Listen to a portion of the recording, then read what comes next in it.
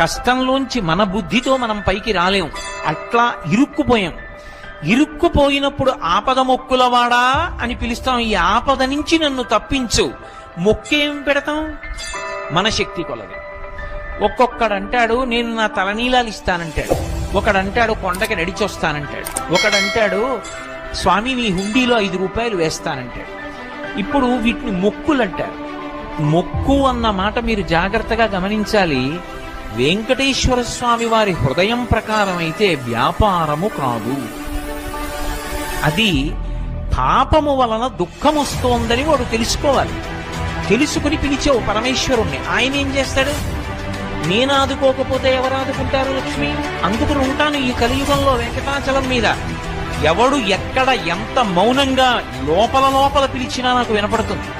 నేను వింటాను, వాణ్ణి ఉద్ధరిస్తాను ఆపదలో నుంచి.